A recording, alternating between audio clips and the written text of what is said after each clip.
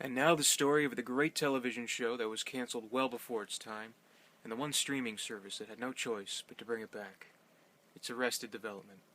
Okay, really quick review here, really quick video. Just wanted to talk about Season 4 of Arrested Development. I've gone over it twice now. Don't want to do any spoilers with this review, so I'm going to keep it fairly spoiler-free. Yeah, it's back. I'm happy. Like a lot of people, except for some people who have some very serious bragging rights that they like to retain, I discovered Arrested Development well after its cancellation. I discovered it on DVD. So it was one of those things where you just start watching it and keep watching, get addicted to it, see how everything overlapped and connected. It's such a brilliant show. Really one of the best shows of all time. And yeah, it's interesting that now that they brought it back, it is to Netflix, and they have all the episodes available at once. So you don't have to wait a week or anything like that for the next episode. You can watch as many as you want. You can watch them all in one sitting if you want. Which I think is the best way about it, because like most people are used to being able to watch it on DVD and watch as many episodes as they want. And with a show like this, I can't imagine the torture of having to wait a week for the next episode. I really can't, because it is that kind of show. But yeah, I've gone over it twice now. I've seen all the episodes, 15. It could be 30, but it wouldn't be enough.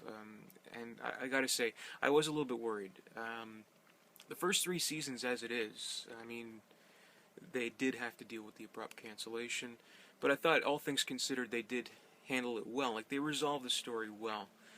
Because I think halfway through the third season, they're like, okay, we're pretty much being canceled. We know that. So they were able to tie everything up, and it feels a little bit rushed, but still very well done. Plus, they were able to do a little tease, like maybe we'll do a movie, maybe we'll do another season. Well, now they're doing another season, and most likely a movie to follow. So yeah, I was worried, especially since it's been so long. Like, sometimes the stride just breaks, and you can't encapsulate the same humor that you've seen before. Like, even like something like Family Guy, like how the first few seasons were really good, but then it felt a little bit differently once the show resurrected, because they had new writers and stuff. But I don't know. But anyway, with Arrested Development, I have to say my worries were abolished. I love this new season. Season 4, I think, is exceptional. Very well done. The humor is consistent. It follows a story taking place both several years after, and in some cases, in some portions, uh, moments after season 3 ends. So they've all connected very well, keeping in with some of the same in-jokes, but also creating their own humor, of course, expanding on everything, keeping consistent with the humor and consistent with what we like about the show and like about the characters. So there's the overlapping stuff. There's the general debauchery of the characters, like the Bluth family. They're degenerates, but we love them anyway.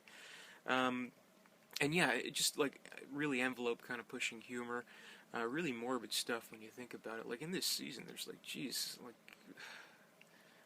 bizarre love triangles and Hollywood underbellies and horrible political aspects about immigration and racism, stuff like that, and political corruption and all that stuff, but in making it hilarious in doing so. So yeah, this season was great in my opinion. I'm happy to have it back. And I was worried because I held the first 3 seasons in such a high regard that, and this year I've just been so disappointed by certain franchises, certain things that I was familiar with, like remakes or sequels or anything like that, that let me down. But I have to say, the event of this summer, if I can be so bold to say, the event of this summer isn't going to be found on an IMAX screen. It isn't going to be found wearing stupid 3D glasses in a theater. It's going to be found in your living room on your Netflix stream.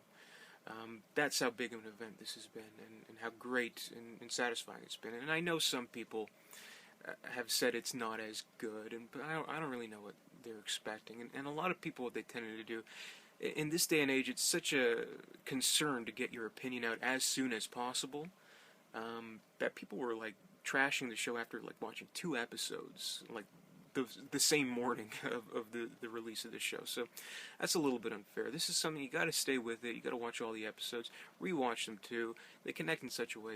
There's jokes that you're going to miss. There's plot lines that are going to go over your head a little bit. So you got to rewatch it. But the stuff in here is just hilarious. Like, again, without giving it too much away, you know, Ron Howard is involved, and there's this whole plot line about Fantastic Four with Tobias and George building the wall.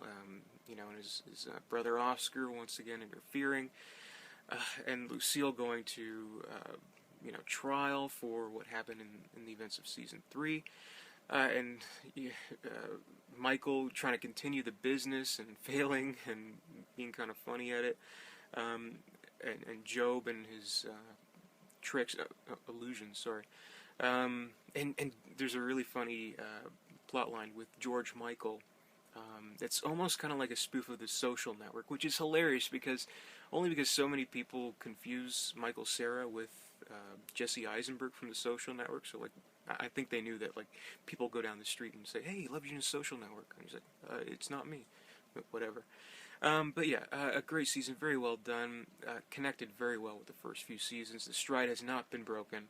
It's the same humor that I loved with the show. And you know, when I watched the first 3 seasons, I've gone over those seasons like so many times, I can't even count. But there's always that empty feeling, a bittersweet feeling, like, you know, it's over. It ended well, but that's it, and that's a sad thing. But now that feeling is gone because there's a new season, and I can continue watching, which is great. It's such an uplifting thought, especially when it's, you know, a show that you love. But here now it's like it does end on kind of a cliffhanger. So either we're going to be waiting for a new season, which I hope they do another season, or a movie, or 6 seasons in a movie. How about that? I'd love that. But yeah, a great entry into this series. Great to have the Bluths back. I'm ecstatic. It met my expectations. And again, next time I do an Arrested Development marathon, which is always quite often, to be honest, this is going to be in great company. And even though it's on Netflix, it's readily available. I'd like to buy the DVD or Blu-ray sets, just so, you know, I have them, so they can, you know, be in good company with the collections that I have right now.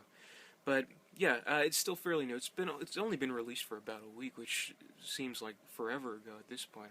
I can't believe I've gone through it twice. But yeah, you gotta watch it. You really gotta watch it.